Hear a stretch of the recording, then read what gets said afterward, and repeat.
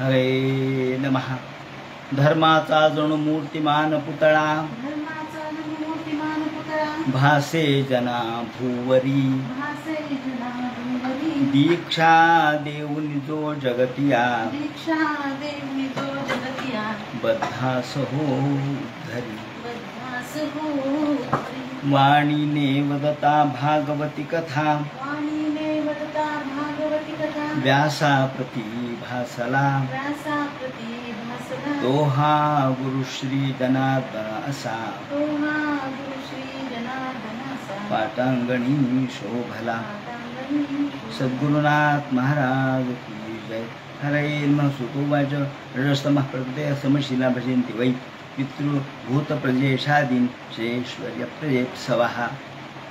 भगवान वेदव्यास वर्णन करून सांगू लागले आणि सूत शौनकादिकांचा संवाद चाललेला आहे। सूत म्हणतात, हे शौनकादिकां हो, भगवान हा 3 रूपामध्ये प्रगट होतो, सत्व रज आणि तम। सत्व रज आणि तम हे 3 गुण एकाच भगवंताचे आहेत। रजस्तमः प्रकृतया समशीला भजन्ति वै। या ठिकाणी मोठी मार्मिक शब्दरचना केलेली आहे। समशीला भजन्ति वै। लोक प्रश्न उपस्थित करतात, का हो म्हणले 33 कोटी देव कशामुळे निर्माण केले असतील? एकच देव निर्माण करायचा, 33 कोटी कशासाठी? 33 प्रकारचे कशासाठी? ते म्हणतात त्याचं कारण प्रत्येकाला त्याच्या त्याच्या स्वभावानुसार देव आवडतो। सगळ्यांना एकच आवडतो असं नाही। प्रत्येकाच्या गुणधर्मानुसार, प्रत्येकाच्या प्रकृती धर्मानुसार जसा जसा भक्त असेल भक्तेच्छोपात्त देहाय असं म्हटलेलं आहे। भगवान हा तर निर्गुण निराकार निर्विकार आहे, पण तो भक्तांच्या इच्छेनुसार देह धारण करतो, गुण धारण करतो। मूढाय गुणधर्मिणे। वास्तविक तो निर्गुण निराकार निर्विकार आहे, पण मूढाय गुणधर्मिणे तो मूढ लोकांसाठी 3 प्रकारच्या प्रवृत्ती असतात। एक मूढ प्रवृत्ती, घोर प्रवृत्ती आणि सत्व प्रवृत्ती। त्यापैकी जी मूढ प्रकृती आहे, मूढ प्रवृत्ती आहे, त्यासाठी देव गुण धारण करतो। कोणते गुण असो ते मूढ प्रकृतीचेच आहे, मूढ प्रवृत्तीचेच आहे। जसा जसा भक्त असेल त्यानुसार देव रूप धारण करतो। कशासाठी? ते म्हणतात, अहो भक्ताला सुद्धा तो देव आवडतो जो त्याच्या मनाप्रमाणे आहे, त्याच्या वृत्तीनुसार आहे। एखादा व्यायाम करणार आहे, पैलवान आहे, त्याला मारुती आवडतो, कारण मारुती हा सर्व बळांमध्ये श्रेष्ठ आहे। सर्व प्रकारच्या बलशाली लोकांच्या मध्ये मारुती श्रेष्ठ आहे। बलिनाम वराह आपण म्हणतो ना, मनोजवम मारुततुल्य वेगम जितेंद्रियम बुद्धिमतां वरिष्ठम वातात्मजं वानरयूथ मुख्यम श्रीरामदूतं शरणं प्रपद्ये। असा हा मारुती हनुमान बळाने श्रेष्ठ असल्यामुळं त्याला मारुती आवडतो, कारण तो स्वतः कोण आहे? तो व्यायाम करणारा एखादा पैलवान आहे। पैलवानाला मारुती हा प्रिय वाटतो, तो त्याचा देव वाटतो। प्रत्येकाच्या वृत्तीनुसार, प्रत्येकाच्या गुणधर्मानुसार देव वेगवेगळे गुण धारण करून प्रगट होतो। त्याचं कारण असं आहे की भक्त आपल्याकडे कोणत्या ना कोणत्या कारणाने आकर्षित व्हावा म्हणून देव सत्व रज आणि तम। रजस्तमः प्रकृतयः समशीला भजन्ति वै। समशीला भजन्ति वै हे सूत्र आहे। या ठिकाणी भागवतामध्ये काही कीवर्ड्स आहेत, कीवर्ड्स। तर हा कीवर्ड एक किल्ली असलेला शब्द आहे। कोणता? समशीला भजन्ति वै। प्रत्येक जण आपापल्या वृत्तीनुसार भजत असतो। उदाहरण द्यायचं झालं तर संत ज्ञानेश्वर तुकाराम महाराज यांनी विठ्ठलाचं भजन केलं, पूजन केलं, विठ्ठलाला देव मानलं. विठ्ठल बिचारा गोरगरिबांचा देव आहे. त्या ठिकाणी तो श्रीमंतांचा देव नाही, तो गरिबांचा देव आहे. घोंगडं घेणारा आहे, खांद्यावर घोंगडं घेणारा, हातात गोवळ काठी असलेला असा हा विठ्ठल पांडुरंग हा गरिबांचा, गोरगरिबांचा देव आहे. तो जनाईचा देव आहे, तो नामदेवांचा देव आहे, तो ज्ञानदेव महाराजांचा देव आहे, सर्वांचा गोरगरिबांचा देव आहे. म्हणले बालाजी, बालाजी श्रीमंतांचा देव आहे. पहा ना तुम्ही, बालाजीचे उपासक कोण आहेत? जे श्रीमंत आहेत, जे धनवंत आहेत, जे खूप पैसा मिळवणार आहेत, ते बालाजीचे भक्त आहेत. कारण बालाजी त्यांना आवडतो, ते बालाजीचे भक्त आहेत. बालाजी श्रीमंत आहे म्हणून श्रीमंत लोक श्रीमंत देवाकडे वळतात आणि गरीब लोक गरीब देवाकडे वळतात. आता देव काही गरीब नाही, देव काही श्रीमंत नाही, देव सारखाच आहे, पण अवतार भिन्नत्व आहे. म्हणून वारी करणारी जी वारकरी मंडळी आहेत ती किती सामान्य आहेत पहा. फाटक्या तुटक्या संसारामध्ये जगत असतात. आणि जनाबाईंचा एक मोठा सुंदर अभंग आहे. ते म्हणतात, जनाबाई म्हणतात की फाटकी वाकळ मी घातलेली आहे आणि तुटकी बाज आहे देवा. देवा माझ्या घरी तुटकी बाज आहे आणि फाटकी वाकळ घातलेली आहे आणि माझ्याकडं फार पंचपक्वान्नाचं जेवण नाहीये, परंतु कोरड्यास थोडंफार असेल अशी भाकर खायला तू येशील का? असा मोठा सुंदर प्रश्न जनाबाईंनी विचारलाय.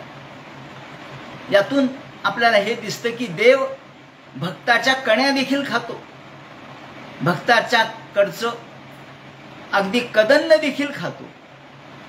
पांडुरंग हा असा देव आहे की जो भक्ताच्या घरी दळायला जातो, पाणी शेंदायला जातो, मदत करतो, ठिकठिकाणी मदत करतो. जनाबाई बसलेली आहे स्नान करायला, न्हायला, आणि एकदम तिच्या लक्षात येतं विसणाचं पाणी विसरलंय. पाणी कडत आहे आणि विसण घालायचं विसरलंय. पाणी नाही विसणाला. एवढ्यात भगवान तिला विसणाला पाणी देतात. झाड लोट करी जनी आणि केर भरी चक्र पाणी. हे जे वर्णन आपण ऐकतो ते पांडुरंगाचं आहे. हा गरिबांचा देव आहे. समशीला भजंती वै. याप्रमाणे दुसरं उदाहरण असं आहे की ज्या वेळेला समर्थ रामदास स्वामी हे पंढरपूरला गेले आणि पंढरपूरला पांडुरंगाकडे पाहिलं. पांडुरंगाकडे पाहिल्याबरोबर 2 हात कटेवर ठेवलेले पांडुरंगाने पाहिले आणि सहज उद्गार प्रगट झाले, कोठे गेले चाप बाण, कोठे सीता लक्ष्मण. अहो रामा, असा हाता कटेवर हात ठेवून काय उभे राहिलात तुम्ही? हे रामा, कारण रामदास स्वामींच्या मनामध्ये श्रीरामचंद्र आहे. राम हे त्यांचं दैवत आहे, विठ्ठल हे त्यांचं दैवत नाही. राम हे त्यांचं दैवत आहे. आणि तो काळच असा होता ज्या काळामध्ये कमरेवर हात ठेवून चालणार नव्हतं, हातामध्ये शस्त्र घेणं भाग होतं. कारण परकीयांचे आक्रमण चाललेले होते, परचक्र येत होतं आणि घरचेच लोक आपल्याला लुटत होते. अशा वेळेला हातामध्ये धनुष्यबाण घेणं आवश्यक होतं. ही त्या काळाची गरज आहे. आणि म्हणून रामदास स्वामींनी ठिकठिकाणी मारुतीची मंदिरं उभारली आणि पांडुरंगाकडे पाहिल्यानंतर कोठे गेले चापबाण, कोठे सीता लक्ष्मण असा प्रश्न उपस्थित केला. आणि कुठे तुझे हे रामा, वानरसेना कुठे गेली आणि इथे सगळे गोपाळ तू जमा केलेस, कुठे गेले असा प्रश्न उपस्थित केला. तात्पर्य असं की रामदास स्वामींच्या मनामधला देव श्रीरामचंद्र आहे. हातात कोदंड धारण करणार आहे, दुष्टांचं निर्दालन करणार आहे, असा देव पाहिजे. आणि तुम्ही तर कटेवर हात ठेवून उभे. रामदास स्वामी यांच्या अंतःकरणामध्ये जो देव आहे तो राम आहे. कशामुळे? तर रामाची उपासना म्हणजे त्या ठिकाणच्या धर्माची उपासना. त्या काळी युद्ध धर्म श्रेष्ठ होता, योद्धा आवश्यक होता. समोरच्या येणाऱ्या परिस्थितीला तोंड देणारा सशस्त्र श्रीराम हवा होता. आणि म्हणून त्यांच्या अंतःकरणात तो देव समशीला भजंती वै. रामदास स्वामी हे रामामध्ये तल्लीन झाले का, तर त्यांचं अंतःकरण त्या प्रकारचं होतं. ते मारुतीमध्ये तल्लीन झाले कारण ते स्वतःच बलशाली होते. ब्रह्मचारी नंतर राहिले, लग्नातून निघून गेले, लग्नच करायचं नव्हतं, फक्त आईच्या म्हणण्यापुरतं, सावधान म्हणण्यापुरतं राहिले. ते मारुतीचे उपासक आहेत, रामाचे उपासक आहेत, बलाचे उपासक आहेत. आणि म्हणून त्यांना रामाला दैवत मानावं लागलं. आणि म्हणून ठिकठिकाणी आपल्याला असं दिसतं. उदाहरण यासाठी दिलं की समशीला भजंती वै. जो जो ज्या ज्या प्रवृत्तीचा असतो भक्त, ते भगवान अवतार धारण करतात, त्या प्रकारे भगवान प्रगट होतात. म्हणून ते म्हणतात रजस्तमः प्रकृतया. कोणाची रजोगुणाची प्रवृत्ती असते, कोणाची तमोगुणाची असते, कोणाची सत्वगुणाची असते, पण सगळीकडे भगवान एकच आहे. भक्तानुसार तो भिन्न झाला. देव भिन्न का झाला? देवाने वेगवेगळे अवतार का धारण केले? वेगवेगळ्या स्वभावाचे देव का झाले? तर भक्ताच्या इच्छेसाठी, भक्ताच्या मनोवृत्तीप्रमाणे, हा त्याचा अर्थ आहे. पितृभूत प्रदेशाधीन श्रेयश्वर्य प्रदेपसभा. आता या ठिकाणी त्यांनी वर्णन केलंय, प्रत्येक जण आपापल्या इच्छेनुसार आपल्या दैवताला भजतो. कुणी रागीट असतो, त्याला नृसिंह हा देव आवडतो. कुणी शक्तिवान असतो, त्याला मारुती देव आवडतो. कुणी शांत वृत्तीचा असतो, त्याला विष्णुदेव आवडतो. कुणी पैसेवाला असतो, त्याला देवी आवडते. बघा ना तुम्ही, देवीचे उपासक कोण आहेत? जे पैसेवाले आहेत ते देवीचे उपासक आहेत.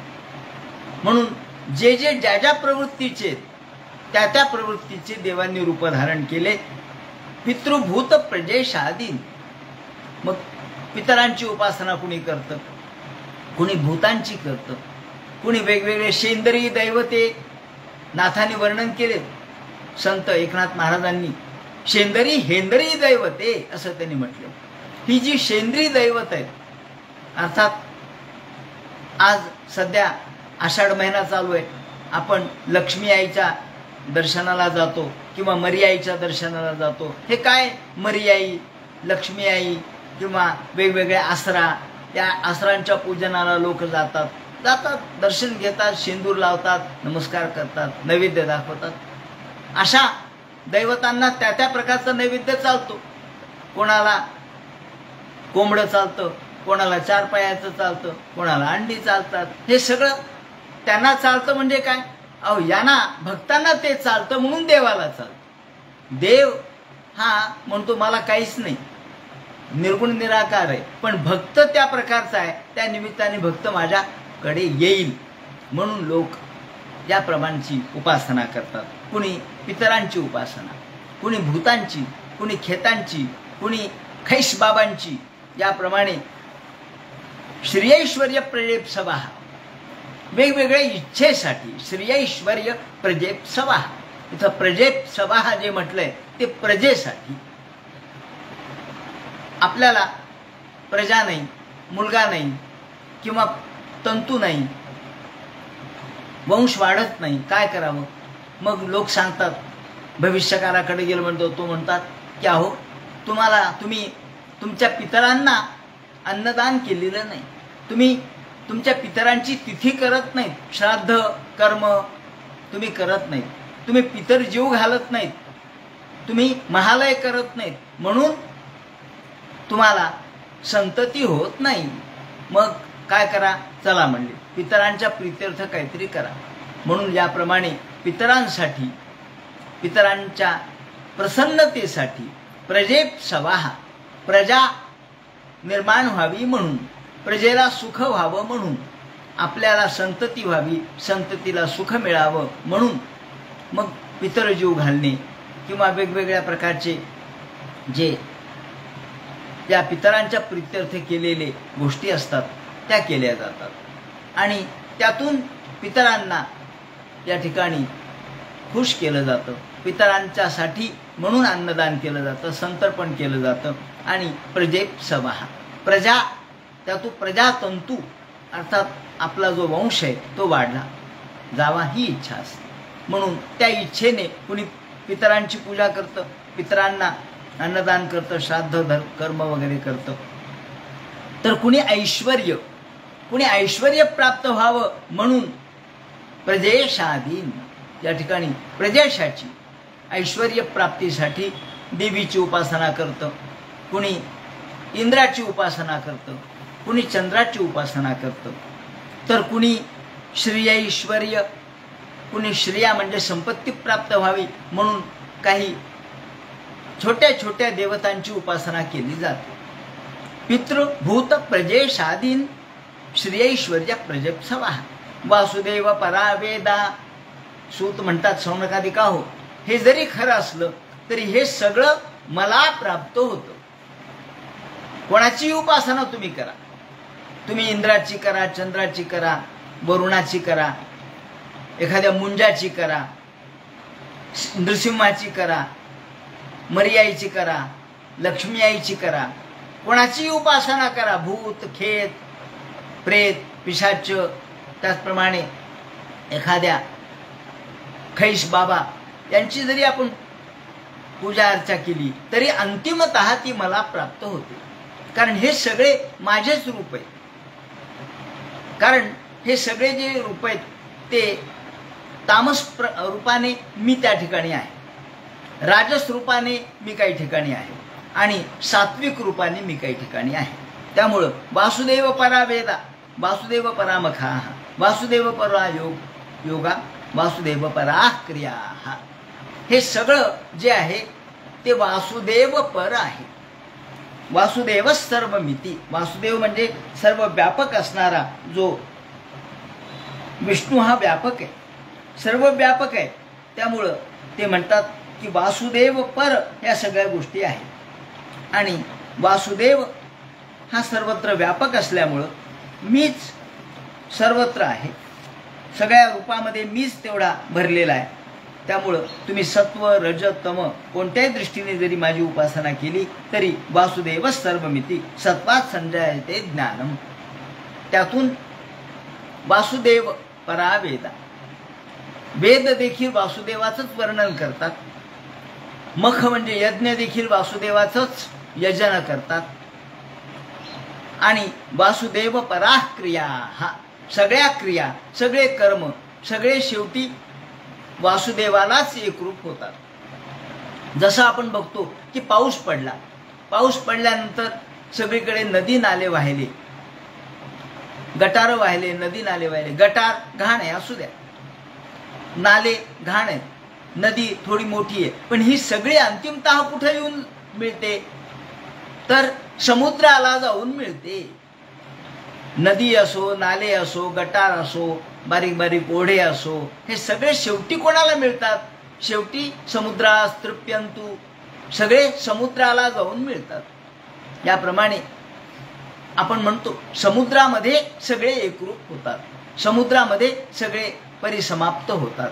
त्याप्रमाणे या सगळ्या क्रिया, सगळे योग, सगळे विधी, सगळं ज्ञान हे माझ्यातच एकरूप होत आहे. आपण म्हणतो ना की सर्व देव नमस्कारम केशवम प्रतिगच्छति, आकाशात पतितम तोयम यथा गच्छति सागरम. आकाशातून पडलेलं पाणी जसं सागरालाच मिळतं, ते कुठेही जाऊ द्या, अंतिमतः सागराला मिळतं. ही अंतिमतः सांगायची गोष्ट आहे. त्याचं पर्यवसान कुठे होतं? अंतिमतः ते सागराला, समुद्राला जाऊन मिळतं. त्याप्रमाणे कोणालाही नमस्कार केला तर तो केशवालाच जाऊन मिळतो, तो त्याच नारायणाला, त्याच वासुदेवाला प्राप्त होतो. का तर वासुदेव किंवा नारायण हा भगवान स्वतः विश्वमूर्ती आहे. आणि त्यामुळं आपल्याला भगवंताच्याच दृष्टिकोनातून विचार केला तर कुणीही भगवंताशिवाय राहू शकत नाही. कुठेही तुम्ही नमस्कार करा, देव आहेच आहे. अशी कोणती जागा आहे मला दाखवा जिथे देव नाही? कणकण मे भगवान, प्रत्येक ठिकाणी ईश्वर तत्व आहे. मग कुठेही नमस्कार करा, ते देवालाच पावेल. कोणालाही नमस्कार केला तरी तो देवालाच जाईल. यमाला नमस्कार केला तरी तो देवालाच जाईल, कारण यम हे त्याचंच रूप आहे, काळ हे त्याचं रूप आहे. म्हणून आपण नमो यमो निहंता पितृधर्मराजो वैवस्वतो धर्म दंडधरश्च कालाहा, त्याला काल म्हटलंय, त्याला दंडधर म्हटलंय, त्याला वैवस्वत म्हटलंय. तो ईश्वराचंच स्वरूप आहे, शेवटी ईश्वराचंच रूप आहे, पण छोटे छोटे कामं त्याला दिलेले आहेत. त्याप्रमाणे देव म्हणतो की हे सगळे माझेच रूप आहेत. कुणी तमो रूपाने मीच आहे, मसोबा रूपाने मीच आहे. मसोबा कोण आहे हो? मसोबा मीच आहे. विठोबा कोण आहे? मीच आहे. मसोबाई मीच आहे, यरोबाई मीच आहे आणि विठोबाई मीच आहे. त्याप्रमाणे हे सगळे माझेच रूप आहेत.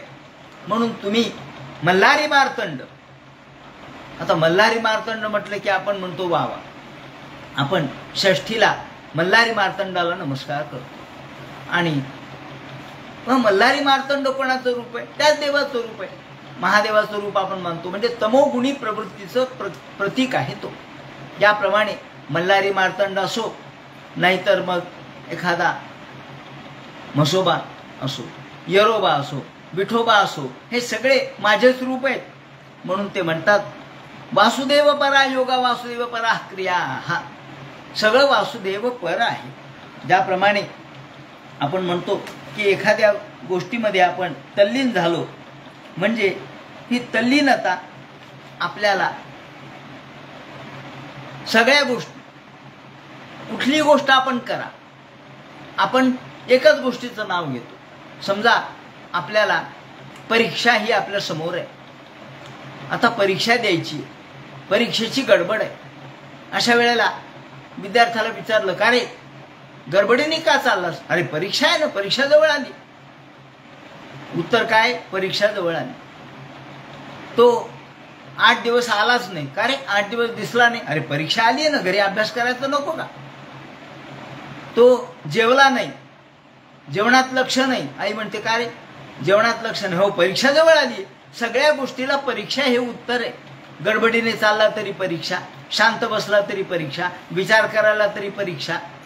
का हो विचार करत बसला? हो परीक्षा आहे सध्या, विचार केला पाहिजे, चिंतन केलं पाहिजे.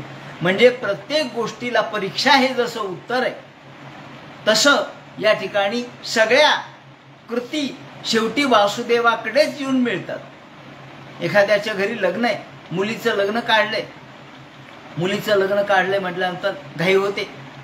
तिथी काढली आहे, लग्न आहे, आधी पहिल्यांदा आपल्याला कार्यालय बुक करायचं आहे, मग त्यानंतर बँडबाजा ठरवायचा आहे, घोडा ठरवायचा आहे. हे सगळं गडबडीने तो कोणाला बोलवतो, 4 लोकांची बैठक घेतो, याला बोलावं त्याला. का गडबड का करतात? फोन कोणाला करायचा? अहो मुलीचं लग्न आहे. कुणीकडे निघालात?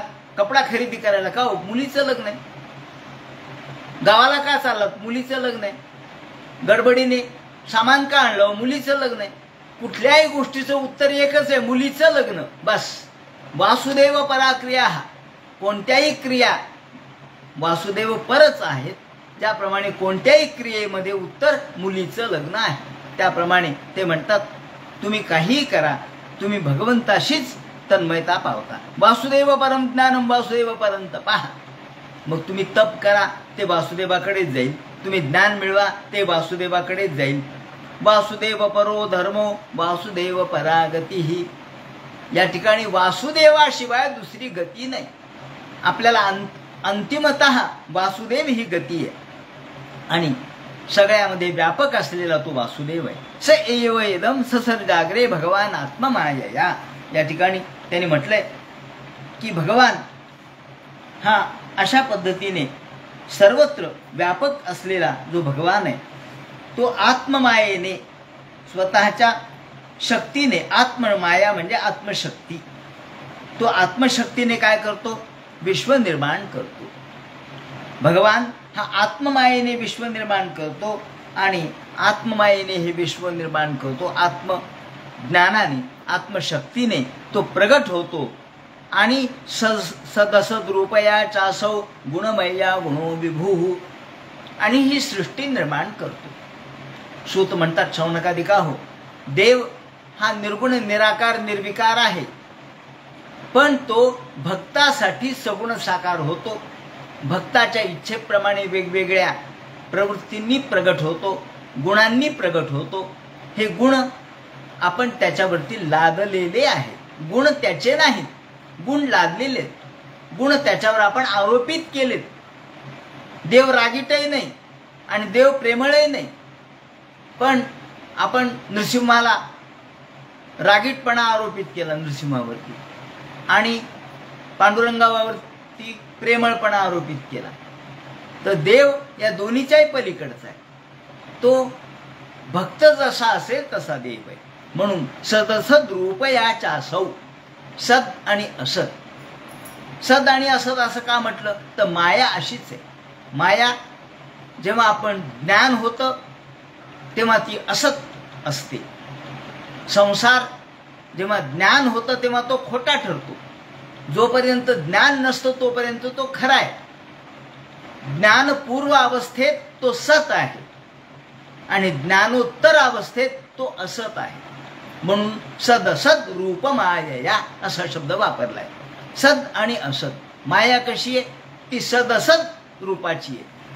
ती खरी म्हणावी तर खरी नाही, खोटी म्हणावी तर खोटी नाही. जसं स्वप्न आहे, स्वप्नी प्रिया पुढे तरुणांगी निदेलीचे व ऊनांगी आलिंगिल्या वीणा आलिंगी सकामुखरी. माऊलींनी उदाहरण दिलंय की स्वप्नामध्ये आपण एखादी गोष्ट पाहतो.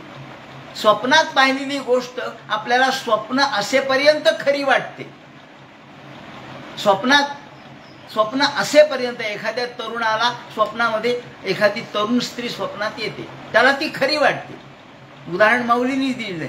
स्वप्नी प्रिया पुढे तरुणांगी निदेलीचे व ऊनांगी आलिंगिल्या वीणा आलिंगी सकामुखरी.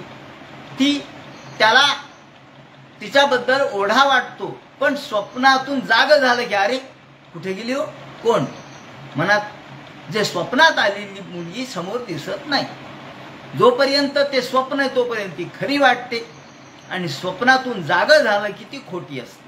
त्याप्रमाणे ते म्हणतात हा संसार सुद्धा स्वप्नवत आहे. तो स्वप्नासारखा आहे. स्वप्न ज्याप्रमाणे स्वप्नापुरतं खरं आहे तसं हे विश्व अज्ञान अवस्थेत खरं आहे.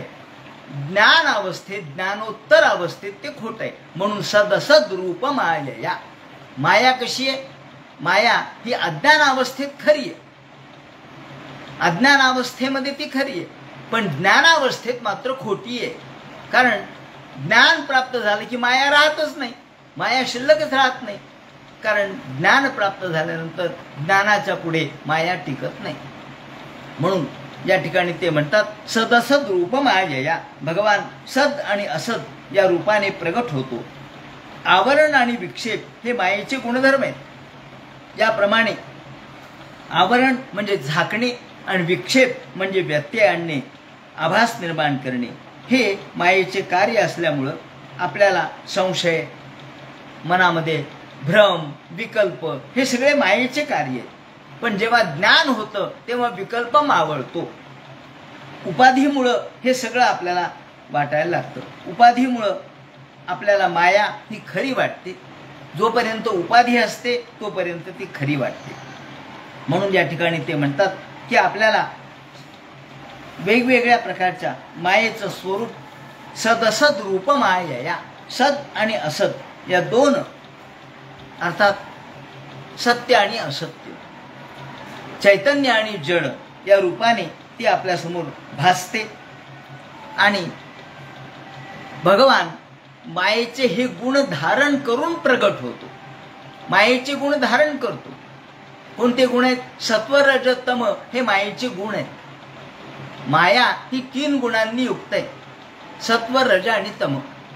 ती लोहित शुक्ल कृष्णाम उपनिषदकारांनी म्हटलंय.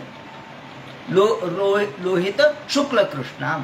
लोहित म्हणजे लाल, शुक्ल म्हणजे पांढरी आणि कृष्ण म्हणजे काळी. अर्थात सत्व रज तम हे मायेचे गुणधर्म आहेत. आणि या गुणधर्माचा स्वीकार भगवान करतात आणि हे विश्व निर्माण करतात. तया विरसतेष्वेषु गुणेषु गुणवानिव अंतःप्रविष्ट आभाती विज्ञानेन विजृंभितः. आणि भगवान त्यामध्ये अनुप्रविष्ट होतात. या विश्वामध्ये ते अनुप्रविष्ट होतात आणि या मायेचे गुण अंगावर धारण करतात. मायेचे गुण धारण करून ते जातात। या ठिकाणी प्रत्यक्षात भगवान हे यापासून वेगळे। एक उदाहरण एका ठिकाणी दिलेलं आहे की ज्याप्रमाणे एक शेतकरी असतो, हा शेतकरी आपला दैनंदिन व्यवहार करत असतो, शेतीला पाणी देत असतो, मोट चाललेली असते, आणि तिथे राजा हा वेगळा वेश धारण करून येतो।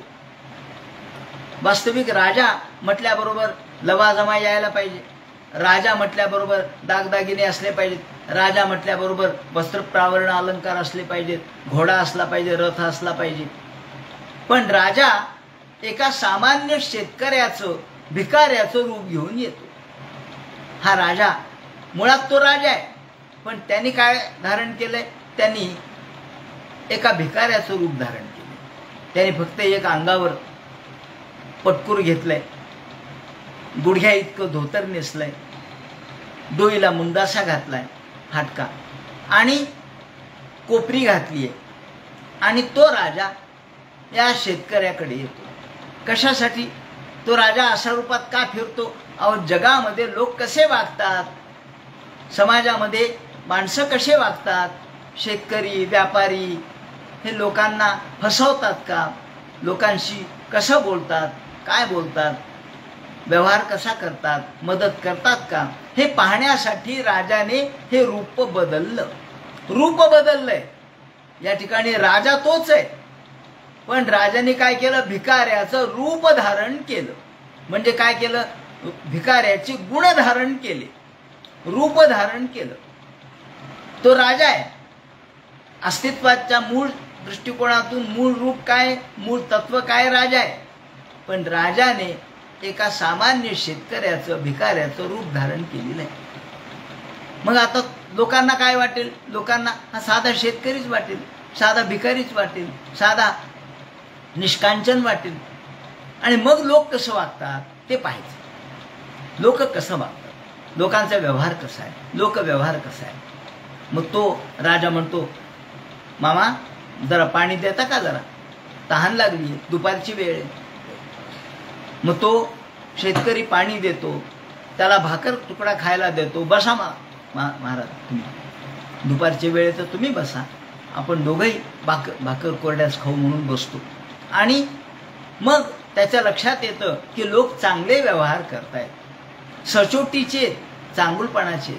या ठिकाणी राजा म्हणून आला असता तर कोणी सत्कार केला असता, पण भिकारी म्हणून आल्यानंतरही जर योग्य सत्कार होत असेल, योग्य याबसा होत असेल, तर लोकांची मनं चांगली आहेत, हा त्याचा अर्थ आहे। याप्रमाणे महात्मा चक्रधरांनी दिलेले हे उदाहरण आहे। त्यांनी म्हटलंय की एखादा राजा जेव्हा शेतकऱ्याचा वेश धारण करून येतो, तेव्हा तो मूळ राजाच असतो, पण वेश शेतकऱ्याचा धारण करतो, गुण शेतकऱ्याचे धारण करतो। तसा भगवान हा मूळ निर्गुण निराकार निर्विकार आहे, पण तो सगुण साकार होतो, तो रूप धारण करतो। तो विठ्ठलाचं रूप धारण करतो, तो नृसिंहाचं रूप धारण करतो, तो महादेवाचं रूप धारण करतो, तो मुंजाचं रूप धारण करतो, तो एखाद्या या भैरवाचं रूप धारण करतो।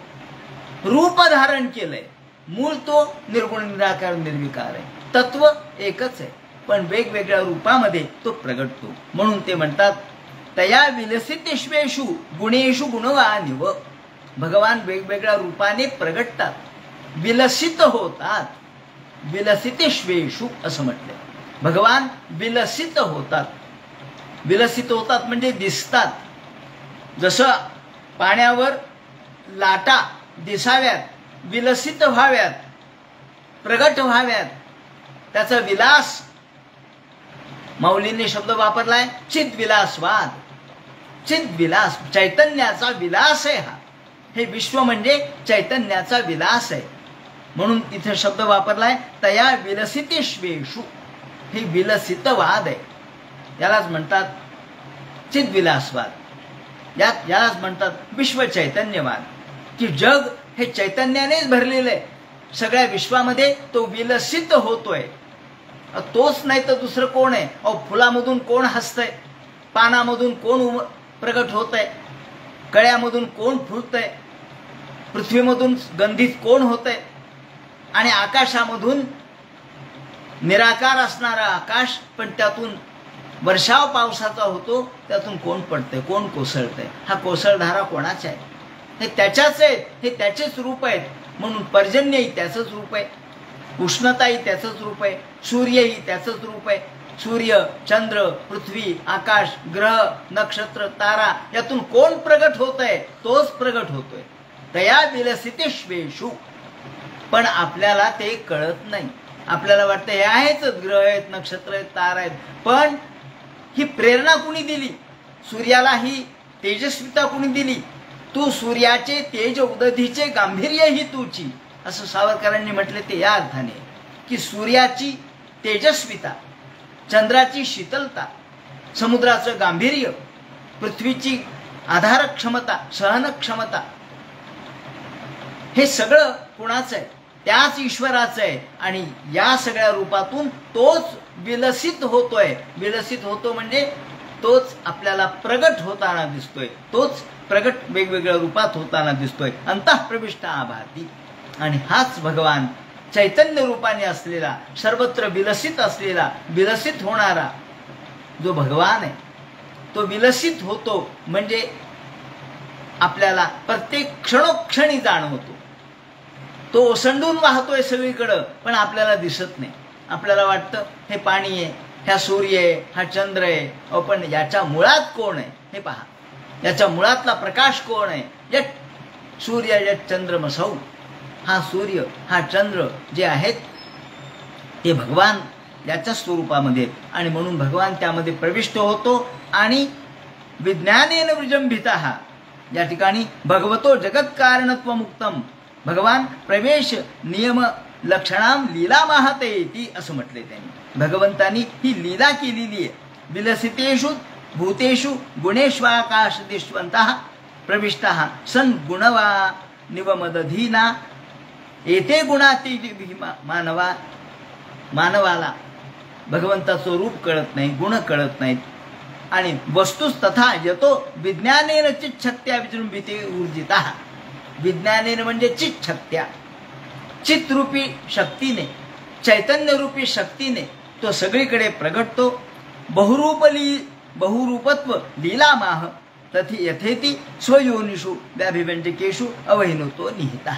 त्यांनी म्हटलंय की भगवंत वेगवेगळे रूप धारण करतो आणि यथा हे वहितो वन्निर दारुष्वेक स्वयोनिषु नाने वभाते विश्वात्मा भूतेषु च तथा पुमान. आता उदाहरण दिले त्यांनी. हा भगवान कसा आपल्याला वेगवेगळ्या रूपात दिसतो? वेगवेगळ्या रूपात का दिसतो ते म्हणतात उपाधीमुळे, उपाधी भिन्नत्वामुळे आपल्याला तो तसा दिसतो. उपाधी हा मायेचा गुण आहे आणि भगवान उपाधी धारण करतो. उपाधी म्हणजे रूप धारण करतो. मग उपाधीला रूप आहे, रंग आहे, आकार आहे. आकार म्हणजे उपाधी. ही उपाधी आम्हाला दिसते. यथा ह्यवहितो वन्निर त्यांनी म्हटलंय, ज्याप्रमाणे अग्नी. आता अग्नीला, अग्नी हे त्याचं स्वरूप आहे, उष्णता हे त्याचं स्वरूप आहे. पण जर लाकूड लांब असेल तर आपल्याला अग्नी लांब दिसेल. लाकूड गोल असेल, एखादं चाक आहे, चाक जळू लागलं तर आपल्याला अग्नी गोल दिसेल. अग्नी गोल आहे का? अग्नी लांबट आहे का? अग्नी चौकोनी आहे का? एखादं चौकोनी लाकूड जळायला लागलं तर अग्नी चौकोनी दिसेल. मग अग्नी चौकोनी आहे का? अग्नी गोल आहे का? अग्नी लांबट आहे का? नाही. अग्नी हा तसा नाही. मग आपल्याला तो का तसा दिसतो? त्याचं कारण अग्नी ज्याला लागलेला आहे ते लाकूड त्या प्रकारचं आहे, उपाधी त्या प्रकारची आहे. उपाधी चौकोनी आहे, उपाधी गोल आहे, उपाधी लांबट आहे, उपाधी त्रिकोणी आहे, म्हणून अग्नी तसा दिसतो. यथा ह्यवहितो वन्निर दारुष्वेक स्वयोनिषु. आपण एखाद्या हातामध्ये फुलबाजी घेतली, दिवाळीच्या काळात आपण असं करतो, हातात फुलबाजी घेतो आणि मुलाला म्हणतो, हे बा मी आता गोल गोल फिरवतो. आणि गोल गोल फिरवलं की पूर्ण चक्र दिसायला लागतं. आता या ठिकाणी हातात फुलबाजी आहे, पण ती इतक्या गतीने फिरवल्याबरोबर आपल्याला अग्नीचा गोल तयार झाल्यासारखा वाटतो. एक गोल असं रिंगण तयार झाल्यासारखं वाटतं. अग्नी रिंगणासारखा आहे का? नाही, अग्नी रिंगणासारखा नाही. मग अग्नी कसा आहे? तर दारुष्वेक स्वयोनिषु, ज्याप्रमाणे लाकूड आहे त्याप्रमाणे अग्नी आहे. अग्नी लाकडाच्या स्वरूपामध्ये असल्यामुळं किंवा अग्नीने लाकडाचं स्वरूप धारण केलं असल्यामुळं त्याला त्याचा आकार प्राप्त होतो. त्याप्रमाणे नाने बभाति विश्वात्मा भूतेषु तथा पुमान, त्याप्रमाणे भगवान हा सात्विकही नाही, राजस नाही, तामस नाही, तो कसाच नाहीये. तो लहान नाही, तो मोठा नाही, तो रागीट नाही, तो प्रेमळ नाही. तुम्ही ज्या प्रवृत्तीने त्याच्याकडे पाहता तसा तो आहे. नका विचारू देव कसा, देव जसा, तुमचा भाव जसा, देव तसा, जसा भाव आहे तुमचा तसा देव आहे. त्याप्रमाणे तुम्ही ज्या पद्धतीने पाहता भगवंताकडे तसा तो आहे. म्हणून आम्हाला भगवान हा तशा प्रकारचा दिसतो असं त्यांनी म्हटलंय. आणि म्हणून ते म्हणतात की भगवान हा वेगवेगळ्या रूपाने आम्हाला दिसतो, तो वेगवेगळ्या रूपाने आम्हाला भासतो. या दृष्टीने भगवंताचं असौ रूपमये भावय भूत सूक्ष्मेंद्रियादिभिः स्वनिर्मितेषु निर्विष्टो भुंक्ते भूतगुणे. भगवान या वेगवेगळ्या रूपाने आपल्यासमोर येतो, विश्वामध्ये प्रविष्ट होतो आणि आपणच विश्व निर्माण करतो आणि आपणच त्यामध्ये रममाण होतो. या ठिकाणी मोठा महत्त्वाचा सिद्धांत सांगितलेला आहे. कोणता? तर तो भगवंत हा कर्ता धर्ता आहे. तसाच तो कर्मा या दृष्टीने विचार केला तर विश्वाची निर्मिती त्यानेच केली. विश्वामध्ये तोच एकरूप झालेला आहे. आणि म्हणून याला या दृष्टिकोनातून आपण जर बघितलं तर भगवान हाच याचं निर्मिती प्रयोजन, याचं निर्मिती कारण भगवानच आहे. कारण दोन प्रकारचे असतात, एक निमित्त कारण आणि दुसरं उपादान कारण. कारण दोन प्रकारचे. भगवान हा विश्वाचा निमित्त कारण आहे, म्हणजे भगवंताच्या निमित्तामुळे, भगवंताच्या इच्छेमुळे, मायेचा स्वीकार त्याने केल्यामुळे विश्व निर्माण झालं. म्हणून भगवान हा त्याचा निमित्त कारण आहे. आणि भगवान हाच उपादान कारण आहे. उपादान म्हणजे, आता उदाहरण सांगायचं झालं तर उपादान म्हणजे वस्तू. हे सगळं भगवंतच आहे. उदाहरण सांगायचं झालं तर आपण असं म्हणू की माठ तयार झाला, गाडगं तयार झालं, रांजण तयार झाला, परळ तयार झालं. याच्यामध्ये निमित्त कारण कोण आहे हो? त्याच्यात निमित्त कारण कुंभार आहे. कुंभार निमित्त कारण आहे. कुंभार त्याचं चाक असेल, त्याची काठी असेल, हे सगळं निमित्त कारण आहे. मग या ठिकाणी निमित्त कारण एक कुंभार नाही तर दुसरा कुंभार, अनेक कुंभार आहेत. एका कुंभाराने नाही दिलं तर दुसऱ्या कुंभाराकडे आपण जातो. निमित्त कारण बदलू शकतं. पण उपादान कारण काय हो? त्याचं उपादान कारण माती आहे. मातीशिवाय तुम्हाला घटामध्ये काय दिसेल? नाही. घट मातीशिवाय मला करून द्या असं म्हणलं तर तुम्ही काय म्हणाल? मातीशिवाय कसा होईल हो? माती तर पाहिजे ना. माती असेल तर माठ तयार होईल, माती असेल तर परळ तयार होईल, माती असेल तर रांजण तयार होईल, माती असेल तर सुगडं तयार होईल. म्हणजे माती हे उपादान कारण आहे. मातीला सोडून तुम्हाला वस्तू तयार नाही करता येणार. कुंभार वेगवेगळे असतील पण माती एकच आहे. पण इथं भगवान हाच निमित्त कारण आहे आणि भगवान हाच उपादान कारण आहे. उपादान म्हणजे त्याची वस्तू. म्हणजे या विश्वाचं उपादान कारण हे विश्व भगवन्मयच आहे. भगवंताशिवाय या विश्वामध्ये दुसरं काहीच नाही. म्हणून उपादान भगवान आहे आणि निमित्तही भगवानच आहे. काही लोक म्हणतात निमित्त माया आहे, पण माया निमित्त ती जड आहे ना, ती निमित्त कारण कशी होऊ शकेल? माया जड आहे. भगवंताच्या इच्छेने ती प्रेरित होते, भगवंताच्या इच्छेने ती कार्य करते. म्हणून ती माया ही निमित्त कारण नाही, भगवानच निमित्त कारण आहे. हा महत्वाचा सिद्धांत यामध्ये सांगितलेला आहे. भागवतकारांनी छोट्या छोट्या गोष्टीमध्ये सुद्धा सिद्धांत मांडलेत, छोट्या छोट्या गोष्टीमध्ये सुद्धा महत्वाचे तत्व विचार मांडलेले आहेत. असौ गुणमयैर भावैर भूत सूक्ष्मेंद्रियात्मभिः स्वनिर्मितीषु निर्विष्टो भुंक्ते भूतेषु तद्गुणान. भगवान हा या विश्वाचा निर्माता आहे, तो निमित्त कारण आहे, तोच उपादान कारण आहे आणि तोच या जगाचा भोगता आहे, करताही आहे आणि भोगताही आहे. भुंक्ते भूतेषु तद्गुणान. भगवान ह्या गुणमय रूपाने सर्वत्र भोगरूपाम लीलामाह आसाविती. तो लीला करतो म्हणजे भोग घेतो, तो भोग भोगतो परंतु अलिप्त असतो. म्हणून भगवान हा विश्वाचा निर्माण करताय. म्हणून विश्व निर्मिती करणारा, विश्वाची निर्मिती सृजन करणारा तो आहे, पालन करणाराही तोच आहे, भोग भोगणाराही तोच आहे, त्यामध्ये लीला करणाराही तोच आहे आणि हे विश्व नष्ट करणाराही तोच आहे. आपणच निर्मिलेले आपणच मोडू धजे असं म्हणल्याप्रमाणे असो हरिर्भूत सूक्ष्म इंद्रियाणी इंद्रियाणी चात्मान मनश्चैत ते हे स्वयं निर्मितेषु भूतेषु चतुर्विधेषु भोगे स्वातंत्र्य योद्यते. त्यांनी असं म्हटलंय की 4 प्रकारच्या ज्या गोष्टी भगवान निर्माण करतो, भूतेषु चतुर्विधेषु, 4 प्रकारची भूत, जे उद्भिज, त्याचप्रमाणे अंडज, स्वेदज आणि जारज.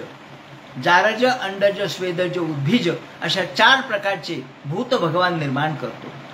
जारज म्हणजे मानव अर्थात प्राणी मात्र, हे जारज आहे. उद्भिज म्हणजे धान्य वगैरे ते उद्भिज आहे. जारज, उद्भिज. स्वेदज म्हणजे घामापासून वगैरे तयार होतं, त्याला स्वेदज म्हणतात. जारज, स्वेदज, अंडज आणि उद्भिज, ज्या पक्षी वगैरे जे आहेत त्याला अंडज म्हणतात. याप्रमाणे अंडज, ज्वारज, स्वेदज आणि उद्भिज अशा 4 प्रकारचे जे जीव भगवान निर्माण करतो, त्या 4 जीवांच्या निमित्ताने तोच भोग घेत असतो. तद्गुणां तदनुरूपान विषयान छया भुंक्ते भोजयती ती जर्थो वाज्ञेया.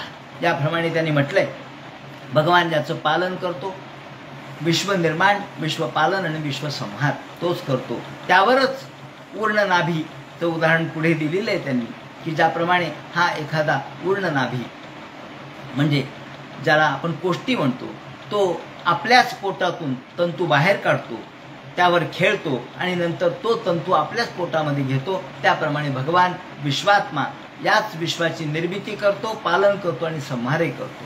त्याप्रमाणे ते म्हणतात ईश कार्यम जीवभोग्यम. या पंचदशीकारांनी म्हटलं ईश कार्यम जीवभोग्यम. हे विश्व ईश कार्य आहे, जगत कार्य भगवंतांनी केलेलं आहे आणि जीवाला ते भोगायला दिलेलं आहे, त्याच्या केवळ भोगण्यासाठी. कारण त्याला त्याच्या कर्माचे भोग दिले पाहिजे. जीवाला त्याच्या कर्माचे भोग देण्यासाठी या ठिकाणी वेदस्तुतीमध्ये सुद्धा हेच सांगितलेलं आहे. वेदस्तुतीमध्ये की जय जय जय ह्यजा मजित दोष गृभीत गुणान त्वमसि यदात्मना समवृद्ध समस्त भगा अगजगदोक सामखिल शक्य वबोधकते क्वचित जयात्मना चरतो चरेन निगमा. याप्रमाणे भगवान या विश्वामध्ये कसा वावरतो ते त्यांनी सांगितलंय. इदानीम सुतजानासी प्रश्नोसे माह. आणि मग या ठिकाणी ते म्हणतात अशा भगवंताच्या या रूपाचा विचार आपण केला आणि या भगवंतांनी वेगवेगळी रूप धारण केली, ती भक्ताच्या इच्छेसाठी केली. लाकडातून जसा लाकडाच्या स्वरूपाप्रमाणे अग्नी असतो तसा भगवान हा वेगवेगळ्या रूपामध्ये आपल्याला दिसतो आणि आवरण आणि विक्षेप या दृष्टीने मायेचे कार्य जे आहेत ते भगवान धारण करतो, गुण धारण करतो. म्हणून भगवान वेगवेगळा आपल्याला दिसतो. याप्रमाणे त्यांनी म्हटलंय अग्नी हा जसा 3 पद्धतीचा आहे तसा भगवान 3 पद्धतीचा आहे. सत्व रज तम या 3 पद्धतीचा भगवान आहे. ज्याप्रमाणे आपल्याला अग्निस्त्रयीमया असं म्हटलंय, पार्थिवा दारुणा धूमस्तस्माद अग्निस्त्रयीमया. त्रयीमय अग्नी धूमस दारुणो धूमस अग्नी. आधी लाकूड असतं, नंतर त्याचा धूर तोही अग्नीचाच प्रकार आहे, आणि अग्नी पेटला म्हणजे तोही अग्नीच आहे. याप्रमाणे पार्थिवा दारुणो धूम, पार्थिव रूपाने म्हणजे लाकूड रूपाने तोच अग्नी आहे, पण तो सुप्त स्वरूपात आहे. जेव्हा तो धूर रूपाने दिसतो तेव्हाही तो अग्नीच आहे, कारण धूर आहे म्हणजे अग्नी आहे. आणि जेव्हा तो पेटलेला असतो तेव्हाही अग्नीच आहे. तेव्हा अग्नीचे 3 रूप आहेत. एक घोर रूप आहे, एक अग्नीचं घोर रूप, दुसरं अग्नीचं तमो रूप, आणि तिसरं अग्नीचं सत्व रूप. याप्रमाणे अग्नी जसा 3 प्रकारचा आहे तसा देव देखील 3 प्रकारचा आहे. आणि हे अग्नीचे 3 रूप कोणते? पृथ्वीवरच्या अग्नी त्याला पवमान असं म्हणतात, अंतरिक्षातला अग्नी त्याला पावक असं म्हणतात, आणि द्यूलोकातला अग्नी त्याला शुची असं म्हणतात. पृथ्वीवरच्या अग्नीला भूताग्नी असं म्हणतात, अंतरिक्षातल्या अग्नीला देवाग्नी असं म्हणतात, आणि द्यूलोकातल्या अग्नीला ब्रह्माग्नी असं म्हणतात. कार्यपरत्वे ते भिन्न आहेत. कार्याच्या दृष्टीने हे तिन्ही अग्नी वेगळे आहेत, भूताग्नी, देवाग्नी आणि ब्रह्माग्नी. यालाच आपण वेगळ्या भाषेमध्ये आवहनीय, गार्हस्पत्य आणि दक्षिणाग्नी असं म्हणतात. आवहनीय जो अग्नी आहे तो यज्ञामध्ये हवी अर्पण करण्याचा अग्नी, त्याला आवहनीय असं म्हणतात. गार्हस्पत्य जो आहे तो हवी उत्पन्न करण्यासाठी, हवी म्हणजे अन्न ज्यावर तयार केलं जातं तो गार्हस्पत्य अग्नी. म्हणून आपण अग्नीच्या समोर लग्न लावतो, अग्नीच्या समोर मुंज लावतो, अग्नीच्या समोरच आपला अंत्यविधी देखील अग्नीतच होतो, कारण अग्नी आपल्या सोबत असतो. हे अग्नीशी आपलं नातं आर्य संस्कृतीचं आहे पहिल्यापासून. त्यामुळं त्याला आहवनीय अग्नी, गार्हस्पत्याग्नी म्हणजे गृहस्थ जो अग्नी, म्हणून आपण दररोज जो वैश्वदेव करतो त्या वैश्वदेवाच्या मागे सुद्धा गार्हस्पत्याग्नी ही भूमिका आहे. आणि दक्षिणाग्नी जो आहे तो पितरांच्या साठी उद्देशून जे संतर्पण केलं जातं त्याला दक्षिणाग्नी असं म्हणतात. ज्याप्रमाणे अग्नीचे जसे 3 रूप आहेत, आवहनीय, गार्हस्पत्य आणि दक्षिणाग्नी, ते कार्यभिन्नत्वे आहेत, कार्यानुमेय आहेत. त्याप्रमाणे भगवान सुद्धा 3 रूपाने आणि तो वेगवेगळ्या कार्यानुमेय, कार्याच्या दृष्टिकोनातून आहे. मुमुक्षवो घोर रूपान मुमुक्षू, त्याचप्रमाणे घोर जे घोर आहेत, घोर रूपाने तो एक अग्नीचं स्वरूप, त्यानंतर मुमुक्ष हे एक अग्नीचं स्वरूप, आणि भूतपती नथ. ज्याप्रमाणे त्यांनी 3 घोर, नमः शांताय घोराय मूढाय गुणधर्मिणे, घोर रूप, मूढ रूप आणि शांत रूप, घोर रूप, मूढ रूप आणि सत्वरूप, अशा 3 रूपांचं वर्णन या ठिकाणी केलेलं आहे.